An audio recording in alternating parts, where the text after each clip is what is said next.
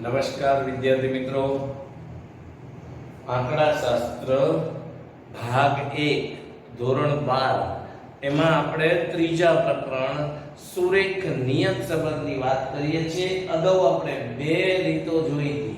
પહેલી રીત હતી કે જ્યારે નાના નાના પ્રાપ્તાંકો આપ્યા હોય ત્યારે, બીજી રીત જોઈ હતી કે જ્યારે બંને મધ્યકો પૂર્ણાંક હોય ત્યારે। તો હવે આમાં જ એટલે કે ન્યૂનતમ વર્ગની રીતમાં ત્રીજી રીત, જ્યારે એક અથવા બંને મધ્યકો પૂર્ણાંક હોય ત્યારે, એટલે કે x નો મધ્યક સમજો કે 38.24 છે, y નો મધ્યક 40 છે, એટલે એક મધ્યક પૂર્ણાંક કહેવાય।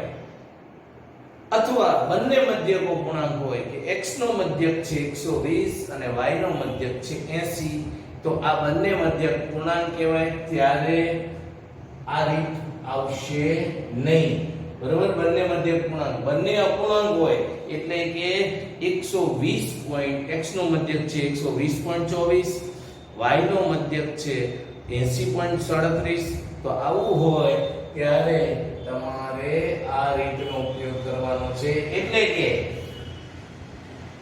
એક અથવા બંને મધ્યકો પૂર્ણાંક હોય ત્યારે આ રીતનો ઉપયોગ કરવાનો છે।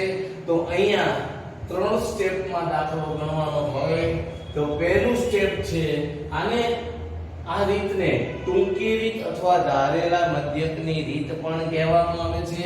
તો અહીંયા પહેલું સ્ટેપ છે કે કોષ્ટક આખું બનાવવાનું છે। પહેલા સૌપ્રથમ બંને મધ્યકો ગણવાના, પછી કોષ્ટક બનાવવાનું, એ કોષ્ટક બને પછી ગણતરી કરવાની છે।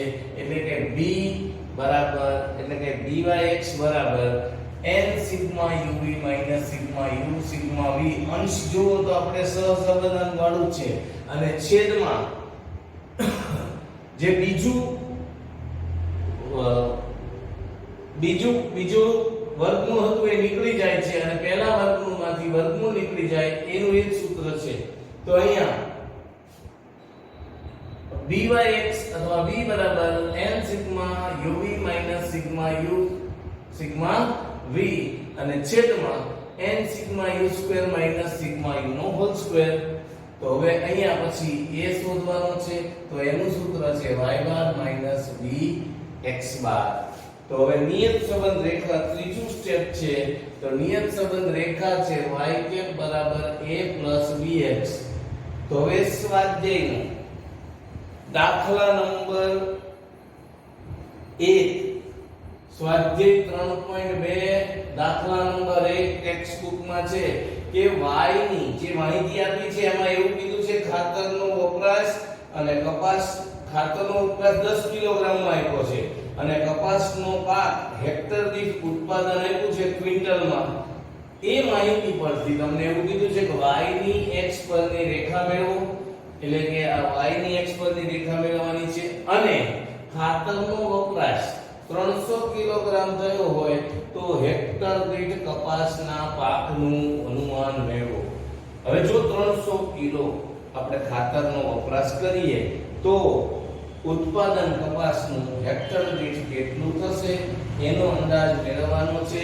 તો અહીંયા તમને જે માહિતી આપી છે એ માહિતી જુઓ તો x બરાબર ખાતરનો વપરાશ 10 કિલોમાં આપ્યો છે, એટલે કે અહીંયા 28 ગુણ્યા 10 કરો એટલે ખરેખર અહીંયા 280 કિલોગ્રામ છે, પણ આપણને આ રીતે લખ્યું છે 10 કિલોમાં, એટલે 28 35 25 24 25 અને 20। તો આ 7 અવલોકનો છે, તો સાતે અવલોકનોનો સરવાળો કરીએ તો અહીંયા તમે 7 અવલોકનનો સરવાળો જુઓ તો 177 થાય છે, એટલે એને સિગ્મા x કહેવાય। પછી y ની કિંમત આપી છે, માહિતી આપી છે કે કપાસ નો પાક હેક્ટર દીઠ, એટલે આ ક્વિન્ટલમાં આપ્યું છે 128 quintal, 140 quintal, 125 quintal, 15 quintal, 120 quintal, 105 quintal, 122 quintal અને 100। તો એ રીતે આ 7 અવલોકનોનો પ્રાપ્તાંકોનો અહીંયા સરવાળો થાય છે 830। તો આ વિગત આપી છે, આ કોષ્ટક આપણે બનાવ્યું છે, તો આને અત્યારે નથી જોતા, તો પહેલા સૌપ્રથમ નક્કી કરવાનું છે બે મધ્યક શોધવાના। અગાઉના એપિસોડમાં આપણે કીધું હતું કે મધ્યક બેયના શોધો તો જો અહીંયા પહેલો મધ્યક આવે છે 25.29 x બાર બરાબર સૂત્ર છે સિગ્મા x છેદમાં n એટલે 177 x છે સિગ્મા x અને ભાગ્યા 7 એટલે 25.29 આવશે એવી રીતે y નો મધ્યક y બાર બરાબર સિગ્મા y છેદમાં n બરાબર 830 ભાગ્યા 7 બરાબર 118.57 આવશે એટલે કે બંને મધ્યકો અપૂર્ણાંક થયા તો આપણે પહેલા સૂચના લખી હતી કે એક અથવા બંને મધ્યક અપૂર્ણાંક આવે તો જ આ ટૂંકી રીત આવશે અથવા તો જ આને આપણે ધારેલા મધ્યકની રીત કહીએ છીએ તો જ આવશે તો અહીંયા આપણને હવે ખબર પડી ગઈ કે કઈ રીત આવશે યુવી ની રીત અથવા ટૂંકી રીત અથવા ધારેલા મધ્યકની રીત આવશે તો આ બે કોલમ આપેલા છે ત્રીજું કોલમ આપણે ધારવાનું u બરાબર x ઓછા 25 આ ધારેલો મધ્યક અહીંયા અને અહીંયા કોઈ પણ સંખ્યા એવી કોમન નથી કે જેને આ બધી જ સંખ્યા વડે ભાગી શકાય એટલે cx બરાબર x થશે એ અત્યારે નહીં ઉપયોગમાં આવે અને પછીના દાખલામાં આપણે જ્યારે ગણશું ત્યારે આવશે પણ અત્યારે સાથે તમને સમજાવી દઉં છું તો એવી જ રીતે v બરાબર y બાર y માઈનસ 118 ધાર્યા અહીંયા b બરાબર ધારેલો મધ્યક અને સિવાય અહીંયા પણ કોઈ એક સંખ્યા એવી કોમન નથી કે જેને ભાગી શકાય એટલે સિવાય પણ એક થશે તો અહીંયા સૌપ્રથમ આ કોલમ જોઈએ u બરાબર x ઓછા 25 ભાગ્યા 1 એટલે આને કઈ ગણવાનું નથી ખાલી આમાંથી 25 બાદ કરો તો 28 માંથી 25 જાય તો 3 35 માંથી 25 જાય તો 10 25 માંથી 25 જાય તો 0 24 માંથી 25 જાય ઓછી કિંમત આવી એટલે -1 આવશે 25 કરતા ઓછી કિંમત આવશે એટલે માઈનસ આવશે તો 20 ઓછા 25 એટલે ઓછા 5 25 ઓછા 25 એટલે 0 અને 20 ઓછા 25 એટલે -5 તો અહીંયા તમને સિગ્મા u શોધવાનું છે તો પ્લસ પ્લસ નો સરવાળો કરો માઈનસ માઈનસ નો સરવાળો કરો તો પહેલા પ્લસ નો સરવાળો કરીએ 10 3 13 ના 13 પછી અહીંયા માઈનસ છે 5 ને 5 10 ને 11 એટલે પ્લસ 11 માંથી 13 પ્લસ 13 માંથી -11 જાય તો સિગ્મા u નો જવાબ આવશે 2 એટલે કે અહીંયા સિગ્મા u ની કિંમત આવી 2 તો હવે આ જ રીતે y શોધીએ v શોધીએ તો y માંથી દરેક y ની જે કિંમત આપી છે એમાંથી 118 બાદ કરશો એટલે મળશે તો અહીંયા 128 છે એમાંથી 118 જાય તો 10 આવશે અગાઉ મેં તમને ટૂંકી રીત સમજાવી હતી બધે 100 કોમન છે અહીંયા 100 છે તો સીધું જ જો 28 માંથી 18 જાય તો 10 40 માંથી 18 જાય તો 22 15 માંથી 18 જાય તો 3 પણ આ 15 છે એ 18 કરતા નાના છે એટલે માઈનસ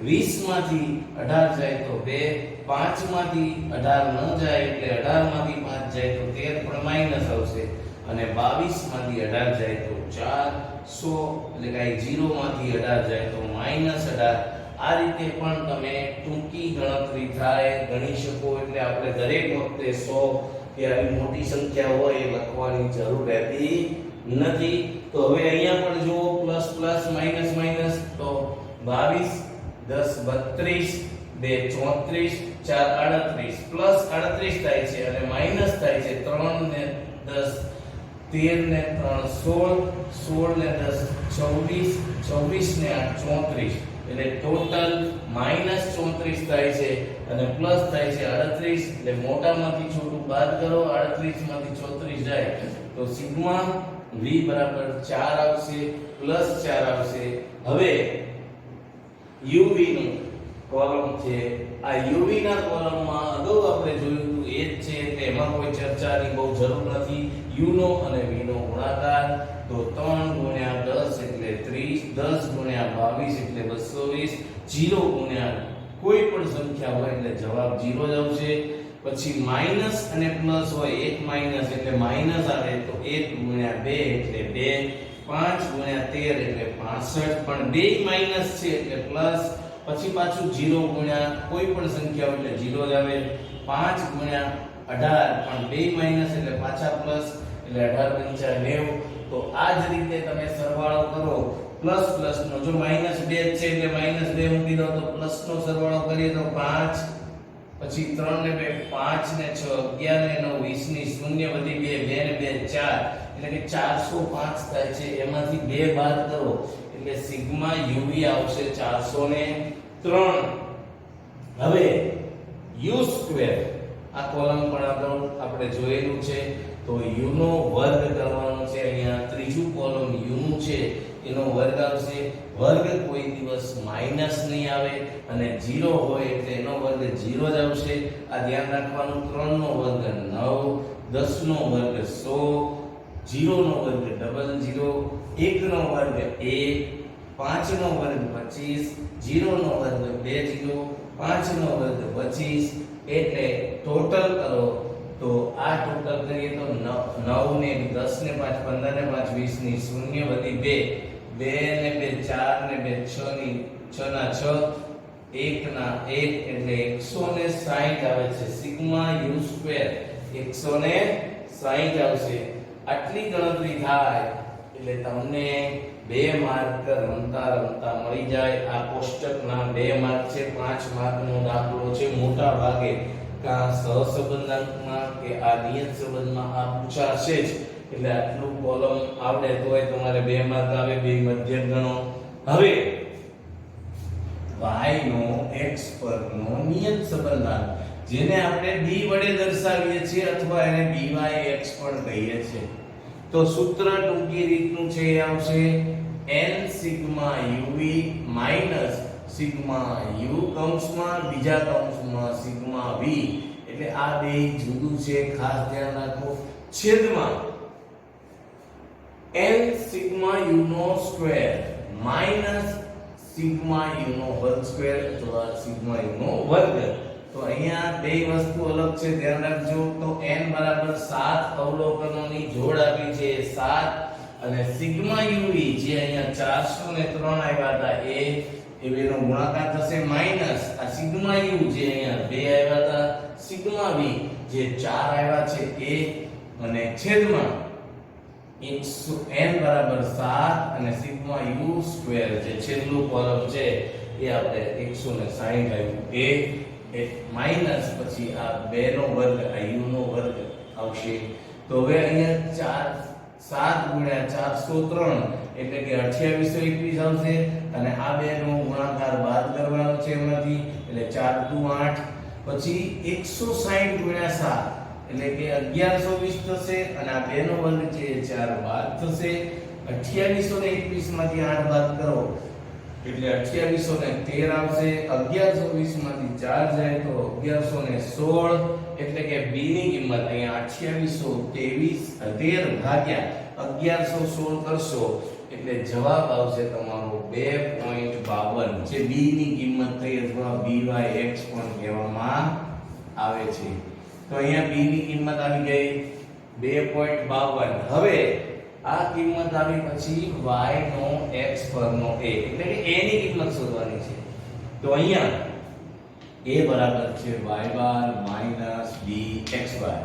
તો y બાર આપણે ગણેલું છે 118.57 માઈનસ આ b ની કિંમત જે આવી તે મૂકો 2.52, અને કૌંસમાં તો ગુણાકાર કરો x બાર, તો x બાર છે 25.29, તો અહીંયા 118.57 એમનેમ આ બેનો ગુણાકાર કરો તો એ આવશે 67.73. એ 67.73 ને 118.57 માંથી બાદ કરતા એની કિંમત આવશે 54.84. કેટલા આવશે? 54.84. હવે આ જે a ની અને b ની કિંમત આવી એ a ની અને b ની કિંમતને નિયત સંબંધ રેખા કો, નિયત સંબંધ સમીકરણ કો, નિયત સંબંધ મોડેલ ગમે તે કો, બરાબર, એ એક જ છે. તો y ની x પરની નિયત સંબંધ રેખાનું અનુવાયજન પણ કહેવાય છે.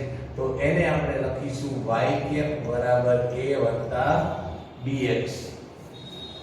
આ નિયત સંબંધ રેખા છે, નિયત સંબંધ સમીકરણ છે. એમાં a ની અને b ની કિંમત મૂકો, x એમનેમ રહેવા દેવાનો છે તો એની કિંમત આવી 54.84, b ની કિંમત આવી 2.52 અને x as it is. હવે જો અહીંયા જે કિંમત આપી છે એ અલગ છે, થોડું બધાથી અલગ છે અત્યાર સુધીના દાખલામાં. અહીંયા તમને એમ કીધું છે કે ખાતર x બરાબર ખાતરનો વપરાશ છે તો 300 કિલોગ્રામ હોય ત્યારે અહીંયા તમને એમ કીધું છે કે y કેપ એટલે કે કપાસનું ઉત્પાદન છે ને એ હેક્ટર દીઠ શોધવાનું છે, પાક કેટલો થશે.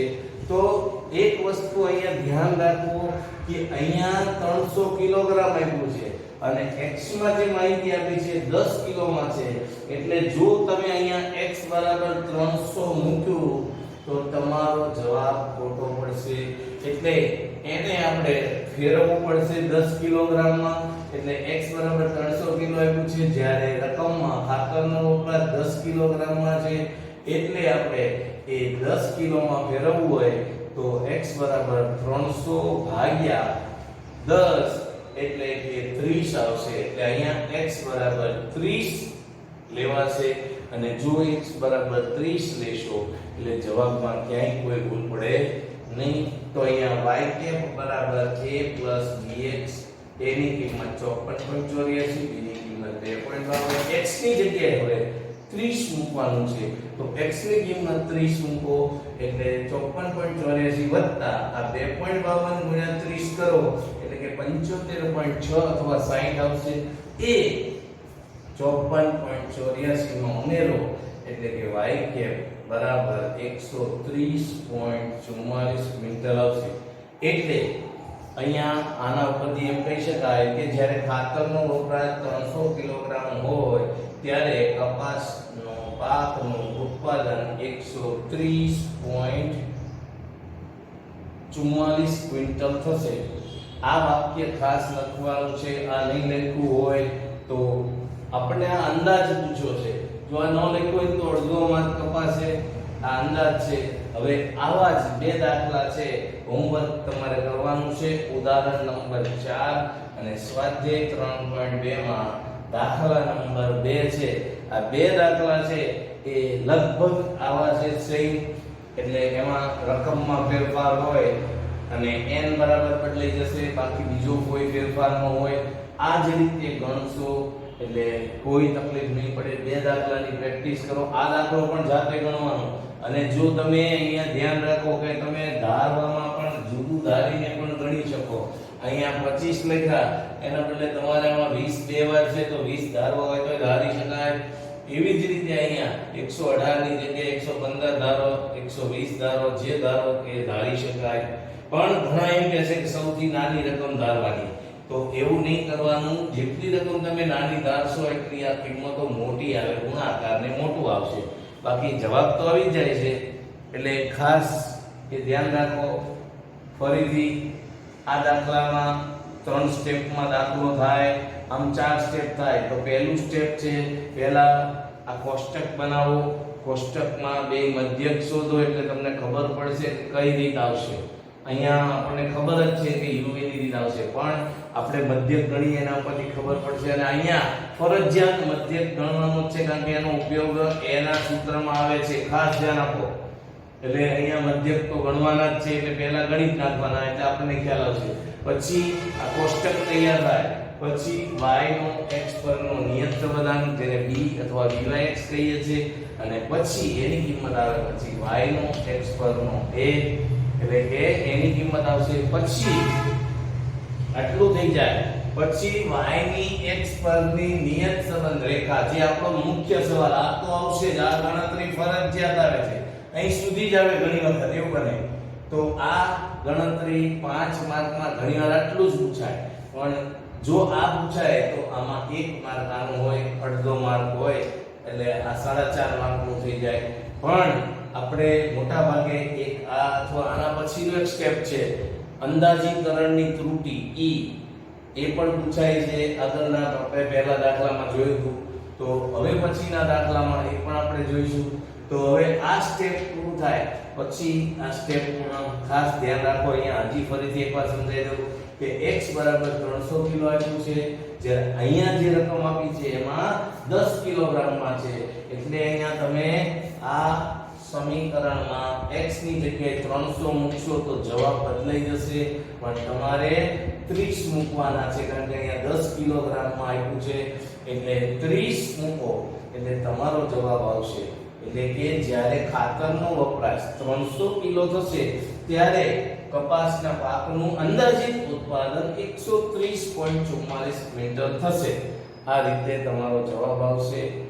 હવે બે દાખલા મેં કીધું એમ ઉદાહરણ ચોથું અને સ્વાધ્યાય 3.2 માં દાખલા નંબર 2 આ ગણવાના, પ્રેક્ટિસ કરવાની. ઘરે રહો, સલામત રહો. જય હિન્દ.